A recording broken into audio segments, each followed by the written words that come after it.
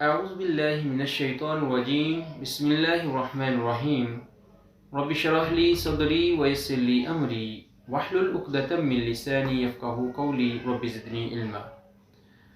ناظرین کرام، معاشرے کا ایک اہم یونٹ گھر ہے۔ اللہ تعالیٰ نے گھر کی حاکمیت اور قوامیت مرد کو عطا کی ہے، یعنی مرد گھر کا سربراہ ہے، منتظم ہے۔ اس کی بنیادی طور پر دو وجوہات ہیں۔ ایک تو اللہ تعالیٰ نے مرد کو فزیکلی اور مینٹلی عورت سے مضبوط پیدا کیا ہے۔ دوسری وجہ یہ ہے کہ گھر کے جو معاشی معاملات ہیں وہ اللہ تعالیٰ نے مرد کے ذمہ لگائے ہیں کہ جتنے بھی معاشی معاملات، گھریلو معاملات کو چلانے کے لیے یہ ذمہ داری مرد کی ہے۔ اس وجہ سے اللہ تعالیٰ نے اس کو گھر کا سربراہ بنایا ہے، منتظم بنایا ہے کہ وہ گھر کے معاملات اور اس گھر سے ریلیٹڈ جو بیرونی معاملات ہیں ان کو اچھے انداز سے ان کا انتظام کرے، ان کو ہینڈل کرے۔ آپ سوچیں گے پھر عورت کی کیا حیثیت ہے؟ عورت کو اللہ تعالیٰ نے گھر کی ملکہ بنایا ہے۔ گھر کے معاملات میں بچوں کی پرورش ہے، اچھا ان کو کھانا پلانا ہے، ان کی اچھی تربیت کرنا ہے، گھر کی حفاظت ہے۔ ان سب معاملات کو عورت کے سپرد کیا ہے، اور عورت ان معاملات کو اچھے انداز سے ان کا انتظام کر سکتی ہے، ان معاملات کو اچھے انتظام سے ادا کر سکتی ہے۔ اب یہاں اس بات کا ہمیں خیال کرنا ہے، اگر تو ہم چاہتے ہیں کہ ہم اپنے گھروں میں ایک اچھا ماحول پیدا کر سکیں، جو سکون والا ماحول ہو، جس میں خوشحالی ہو، سکون ہو، اس کے لیے اللہ کے بنائے سسٹم کو اپنانا ہوگا۔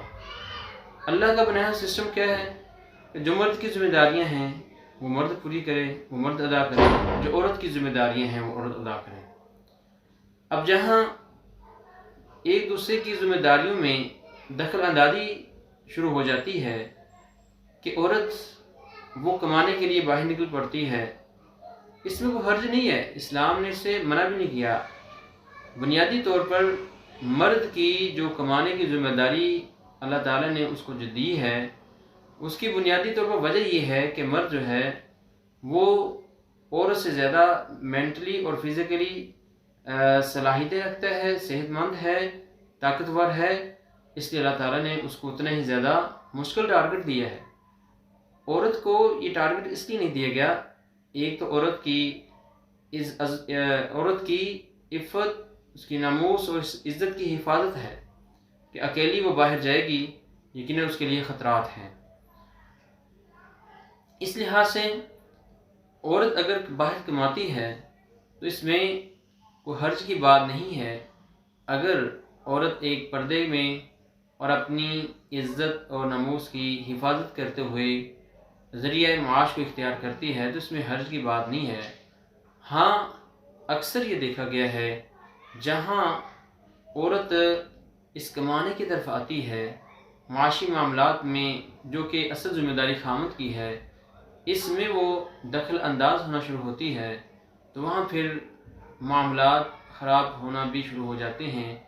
گھر کا ماحول پرسکون رہتا ہے اگر ہم اللہ کے بنائے ہوئے سسٹم کو اور جو ذمہ داریاں اللہ نے ڈیوائڈ کی ہیں، تقسیم کی ہیں، وہ ہر کوئی اپنی اپنی ذمہ داری صحیح طریقے سے ادا کرے تو یہ گھر کا سسٹم اور نظام انتہائی اہم اور انتہائی بہترین ہو سکتا ہے۔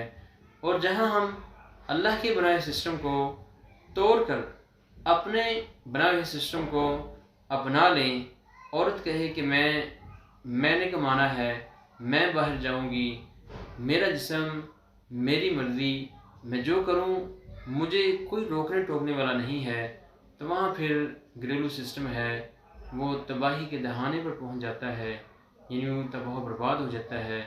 جو مرد جہاں اللہ کے بنائے ہوئے سسٹم کو ہم توڑ کر ہم اپنا کو سسٹم وہ نافذ کرنا چاہیں کہ عورت یہ کہے کہ میں نے جو بیرونی ذمہ داریاں میں ادا کرتی ہوں تو وہاں پھر یہ نظام، یہ اختلافات کی نظر ہو جاتا ہے اور معاملات آپس میں خراب ہو جاتے ہیں۔ تو ہمارے لیے ایک گھریلو سسٹم کی بہتری کے لیے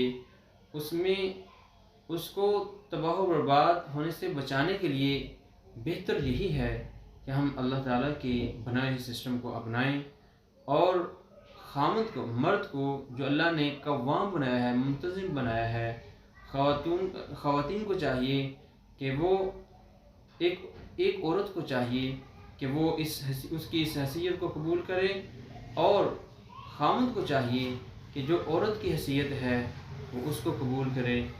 پھر ہی یہ معاملات بہتر اور آسان انداز میں چل سکتے ہیں۔ اللہ تعالیٰ سے دعا ہے اللہ تعالیٰ ہمارے گھروں میں اپنی رحمتیں، برکتیں نازل فرمائے، اور ہمارے گھروں میں سکون اور خوشحالی عطا فرمائے۔ وما علینا الا البلاغ المبین۔